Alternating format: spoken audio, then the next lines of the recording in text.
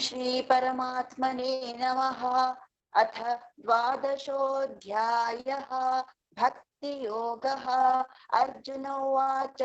एवं सततयुक्ता ये भक्तास्त्वां पर्युपासते ये चाप्यक्षरमव्यक्तं तेषां के योगवित्तमाः। श्रीभगवानुवाच मय्यावेश्य मनो ये मां नित्ययुक्ता उपासते श्रद्धया परयोपेताः ते मे युक्ततमा मताः। ये त्वक्षरमनिर्देश्यम् अव्यक्तं पर्युपासते सर्वत्र गमचिन्त्यं च कूटस्थमचलं ध्रुवं सन्नियम्येन्द्रियग्रामं सर्वत्र समबुद्धयः ते प्राप्नुवन्ति मामेव सर्वभूतहिते रताः। क्लेशोऽधिकतरस्तेषाम् अव्यक्तासक्तचेतसाम् अव्यक्ता हि गतिर्दुःखं देहवद्भिरवाप्यते। ये तु सर्वाणि कर्माणि मयि सन्न्यस्य मत्पराः अनन्येनैव योगेन मां ध्यायन्त उपासते तेषामहं समुद्धर्ता मृत्युसंसारसागरात् भवामि न चिरात् पार्थ मय्यावेशितचेतसां मय्येव मन आधत्स्व मयि बुद्धिं निवेशय निवसिष्यसि मय्येव अत ऊर्ध्वन्न संशयः। अथ चित्तं समाधातुं न शक्नोषि मयि स्थिरम् अभ्यासयोगेन ततः मामिच्छाप्तुं धनञ्जय। अभ्यासेऽप्यसमर्थोऽसि मत्कर्म परमो भव मदर्थमपि कर्माणि कुर्वन् सिद्धिमवाप्स्यसि। अथैतदप्यशक्तोऽसि कर्तुं मद्योगमाश्रितः सर्वकर्मफलत्यागं ततः कुरु यतात्मवान्। श्रेयो हि ज्ञानमभ्यासात् ज्ञानात् ध्यानं विशिष्यते ध्यानात् कर्मफलत्यागः त्यागात् शान्तिरनन्तरम्। अद्वेष्टा सर्वभूतानां मैत्रः करुण एव च निर्ममो निरहङ्कारः समदुःखः सुखः क्षमी सन्तुष्टः सततं योगी यतात्मा दृढनिश्चयः। मय्यर्पितमनो बुद्धिः यो मद्भक्तः स मे प्रियः यस्मान्नो द्विजते लोकः लोकान्नो द्विजते च यः हर्षामर्षभयोद्वेगैर्मुक्तो यः स च मे प्रियः अनपेक्षः शुचिर्दक्षः उदासीनो गतव्यथः सर्वारंभ परित्यागी यो मद्भक्तः स मे प्रियः यो न हृष्यति न द्वेष्टि न शोचति न काङ्क्षति शुभाशुभ परित्यागी भक्तिमान् यः स मे प्रियः समः शत्रौ च मित्रे च तथा मानापमानयोः शीतोष्ण सुख दुःखेषु समः संग विवर्जितः तुल्यनिन्दास्तुतिर्मौनी सन्तुष्टो येन केनचित् अनिकेतः स्थिरमतिः भक्तिमान् मे प्रियो नरः। ये तु धर्म्यामृतमिदं यथोक्तं पर्युपासते श्रद्धाना मत्परमाः भक्तास्तेतीव मे प्रियाः। ओम तत्सत् इति श्रीमद्भगवद्गीतासु उपनिषत्सु ब्रह्मविद्यायां योगशास्त्रे श्रीकृष्णार्जुन संवादे भक्तियोगो नाम द्वादशोऽध्यायः। अथ त्रयोदशोऽध्यायः क्षेत्रक्षेत्रज्ञविभागयोगः। श्रीभगवानुवाच इदं शरीरं कौन्तेय क्षेत्रमित्यभिधीयते एतद्यो वेत्ति तं प्राहुः क्षेत्रज्ञ इति तद्विदः। क्षेत्रज्ञं चापि मां विद्धि सर्वक्षेत्रेषु भारत क्षेत्रक्षेत्रज्ञयोः ज्ञानं क्षेत्रज्ञं चापि मां विद्धि सर्वक्षेत्रेषु भारत क्षेत्रक्षेत्रज्ञयोः ज्ञानं यत्तज्ज्ञानं मतं मम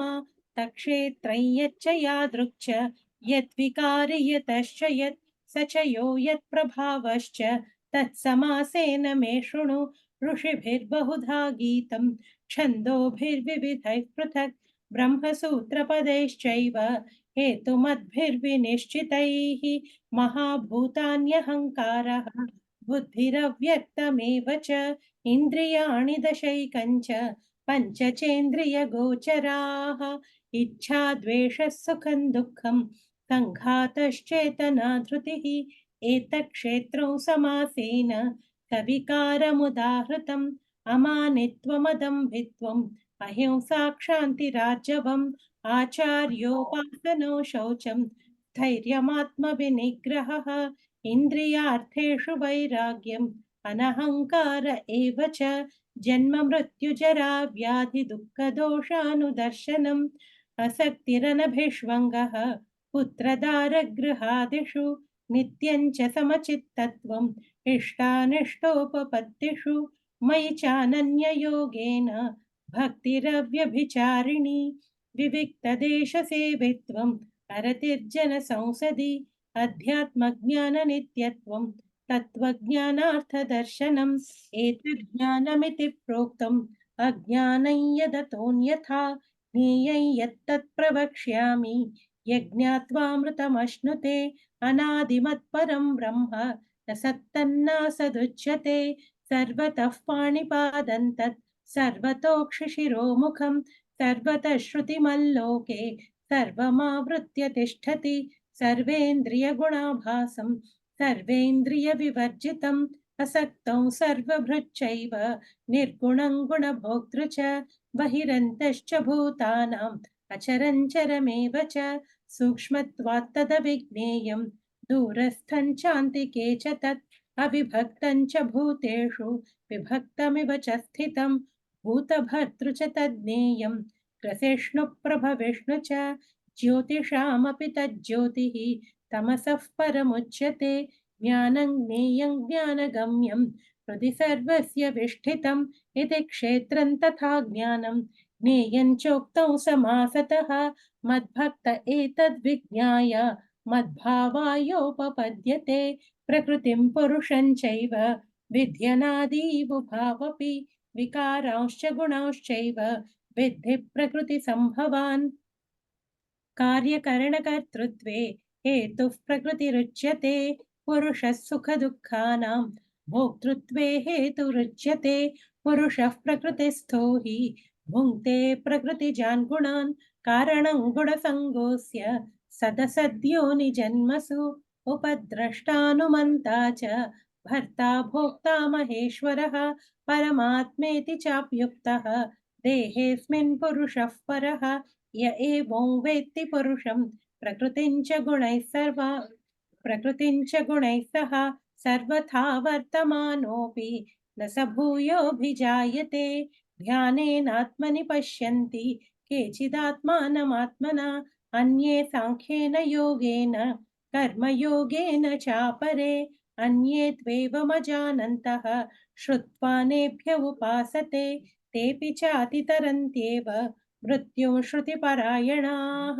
यावत् सञ्जायते किञ्चित् सत्त्वं स्थावरजङ्गमं क्षेत्रक्षेत्रज्ञसंयोगात् तद्विद्धि भरतर्षभ समो सर्वेषु भूतेषु तिष्ठन्तं परमेश्वरं विनश्यत्स्व विनश्यन्तं यः पश्यति स पश्यति समं पश्यन् हि सर्वत्र समवस्थितमीश्वरं न हि नस्त्यात्मनात्मानं ततो याति पराङ्गतिं प्रकृत्यैव च कर्माणि क्रियमाणानि सर्वशः यः पश्यति तथात्मानम् अकर्तारं स पश्यति यदा भूतपृथग्भावम् एकस्थमनुपश्यति तत एव च विस्तारं ब्रह्म सम्पद्यते तदा अनादित्वान् निर्गुणत्वात् परमात्मायमव्ययः शरीरस्थोऽपि कौन्तेय न करोति न लिप्यते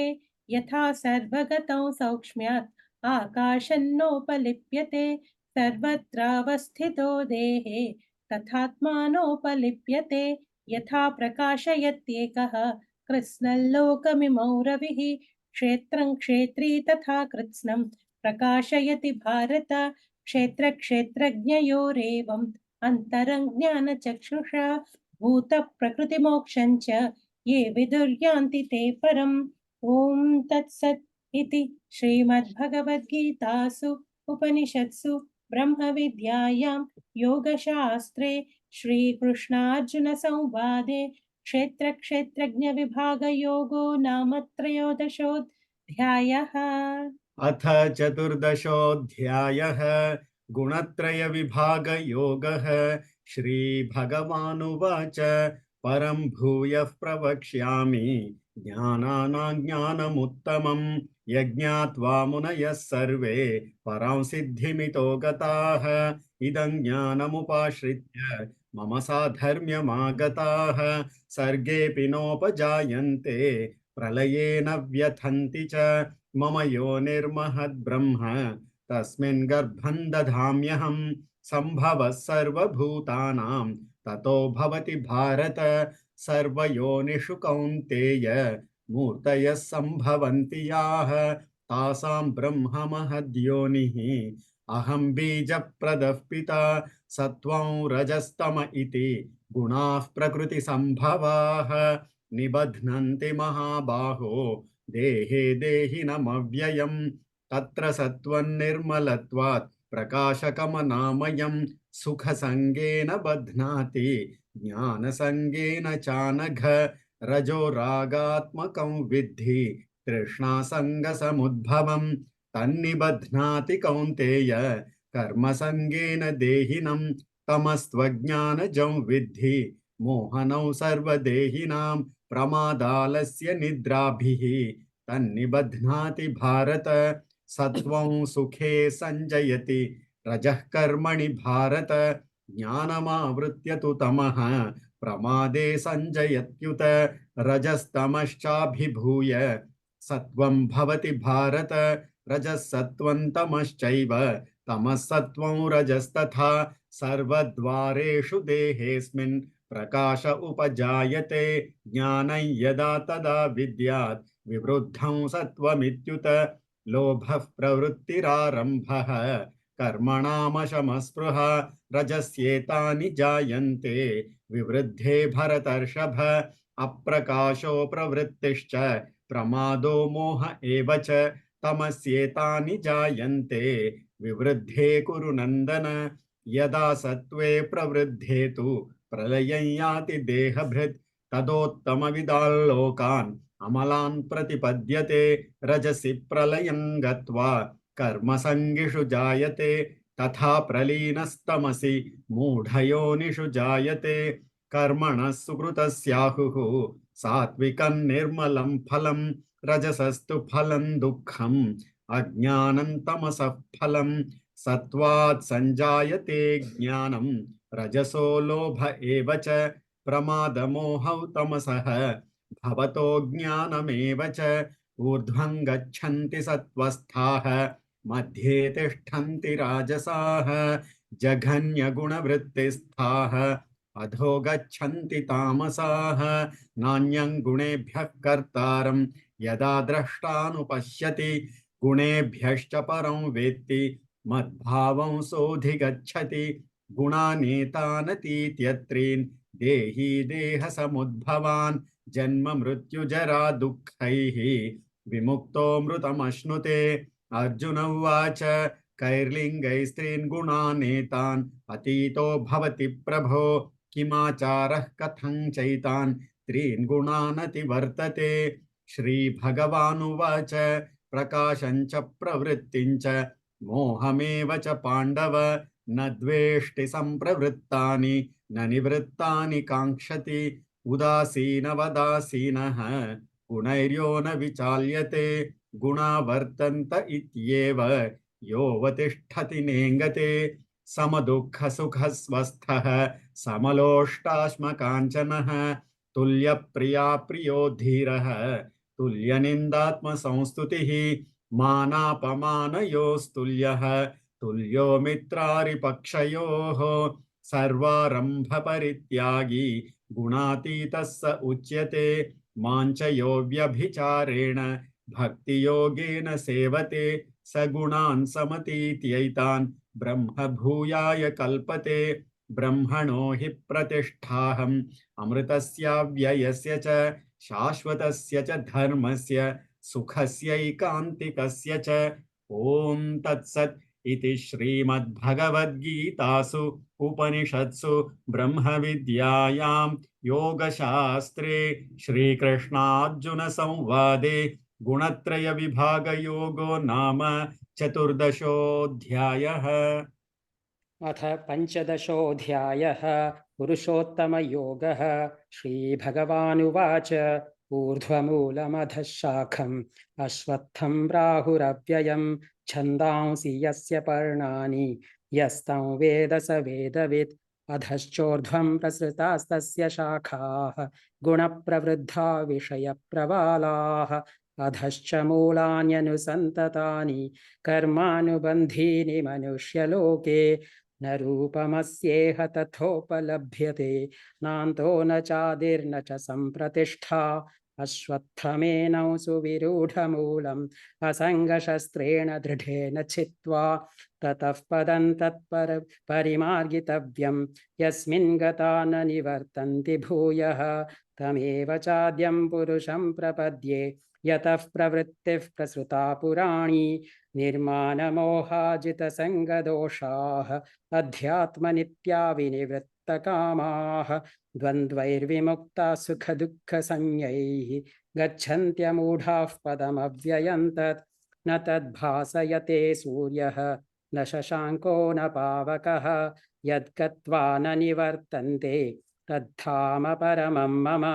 ममैवांशो जीवलोके जीवभूतः सनातनः मनः षष्ठानीन्द्रियाणि प्रकृतिस्थानि कर्षति शरीरं यदवाप्नोति यच्चाप्युत्क्रामतीश्वरः गृहीत्वैतानि संयाति वायुर्गन्धानि वाशयात् श्रोत्रं चक्षुस्पर्शनं च रसनं घ्राणमेव च अधिष्ठाय मनश्चायं विषयानुपसेवते उत्क्रामन्तं स्थितं वापि भुञ्जानं वा गुणान्वितं विमूढानानुपश्यन्ति पश्यन्ति ज्ञानचक्षुषः यतन्तो योगिनश्चैनं पश्यन्त्यात्मन्यवस्थितं यतन्तोऽप्यकृतात्मानः नैनं पश्यन्त्यचेतसः यदादित्यगतं तेजः जगद्भासयतेऽखिलं यच्चन्द्रमसि यच्चाग्नौ तत्तेजो विद्धि मामकं गामाविश्य च भूतानि धारयाम्यहमोजसा पुष्णामि चौषधी सर्वाः सोमो भूत्वा रसात्मकः अहं वैश्वानरो भूत्वा प्राणिनां देहमाश्रितः प्राणापानसमायुक्तः पचाम्यन्नं चतुर्विधं सर्वस्य चाहं हृदि सन्निविष्टः मत्तस्मृतिर्ज्ञानमपोहनं च वेदैश्च सर्वैरहमेव वेद्यः वेदान्तकृद्वेदविदेव चाहं द्वाविमौ पुरुषौ लोके क्षरश्चाक्षर एव च क्षरः सर्वाणि भूतानि कूटस्थोऽक्षर उच्यते उत्तमः पुरुषस्त्वन्यः परमात्मेत्युदाहृतः यो लोकत्रयमाविश्य बिभर्त्यव्यय ईश्वरः यस्माक्षरमतीतोऽहम् अक्षरादपि चोत्तमः अतोऽस्मि लोके वेदे च प्रथितः पुरुषोत्तमः यो मामेवमसम्मूढः जानाति पुरुषोत्तमं स सर्वविद् भजति मां सर्वभावेन भारत इति गुह्यतमं शास्त्रम् इदमुक्तं मया नघ एतद्बुद्ध्वा बुद्धिमान् स्यात् कृतकृत्यश्च भारत ॐ तत्सत् इति श्रीमद्भगवद्गीतासु उपनिषत्सु ब्रह्मविद्यायां योगशास्त्रे श्रीकृष्णार्जुनसंवादे पुरुषोत्तमयोगो नाम पञ्चदशोऽध्यायः। अथ षोडशोऽध्यायः दैवासुरसम्पद्विभागयोगः। श्रीभगवानुवाच अभयं सत्त्वसंशुद्धिः ज्ञानयोगव्यवस्थितिः दानन्दमश्च यज्ञश्च स्वाध्यायस्तप आर्जवम्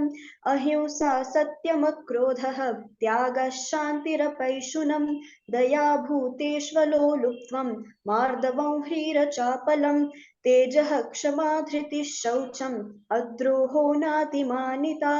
भवन्ति सम्पदं देवीम् अभिजातस्य भारत दम्भो दर्पोऽभिमानश्च क्रोधः पारुष्यमेव च अज्ञानं चाभिजातस्य पार्थ सम्पदमासुरीं दैवी सम्पद्विमोक्षाय निबन्धायासुरीमता मा शुचः सम्पदं दैवीम् अभिजातोऽसि पाण्डव द्वौ भूतसर्गो लोकेऽस्मिन् दैव आसुर एव च दैवो विस्तरशः प्रोक्तः आसुरं पार्थ मे शृणु प्रवृत्तिं च निवृत्तिं च जना न विदुरासुराः न शौचन्नापि चाचारः न सत्यन्तेषु विद्यते असत्यमप्रतिष्ठन्ते जगदाहुरनीश्वरम् अपरस्परसम्भूतं किमन्यत् कामहैतुकम् एतां दृष्टिमविष्टभ्य नष्टात्मानोऽल्पबुद्धयः प्रभवन्त्युग्रकर्माणः क्षयाय जगतो हिताः काममाश्रित्य दुष्पूरं दम्भमानमदान्विताः मोहाद् गृहीत्वा सद्ग्राहान् प्रवर्तन्ते शुचिव्रताः चिन्तामपरिमेयाञ्च प्रलयान्तामुपाश्रिताः कामोपभोगपरमाः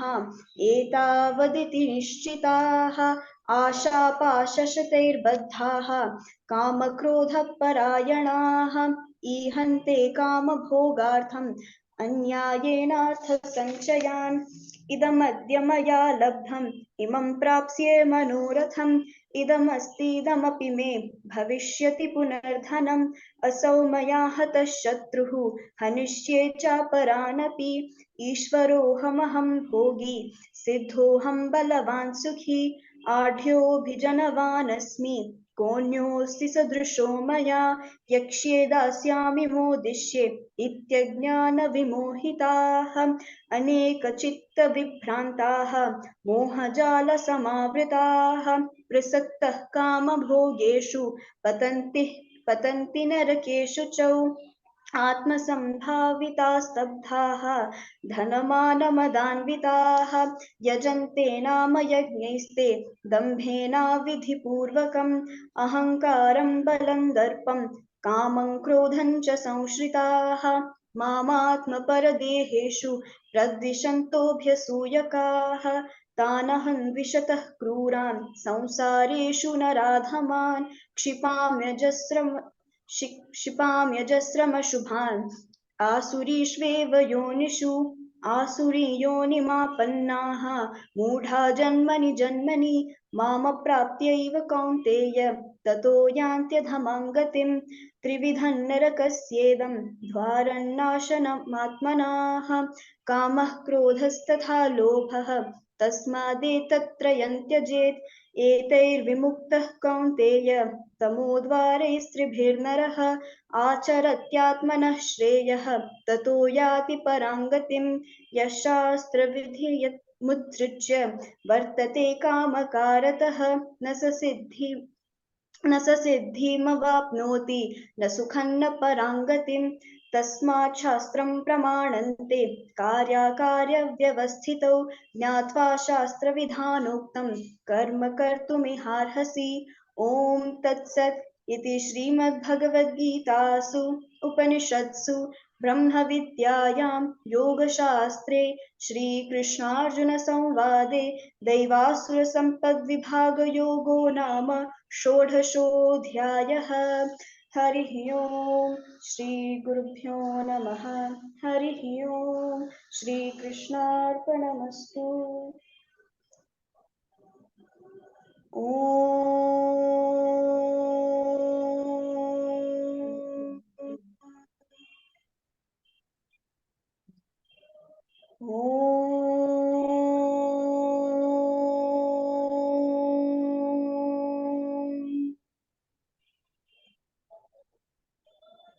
ॐ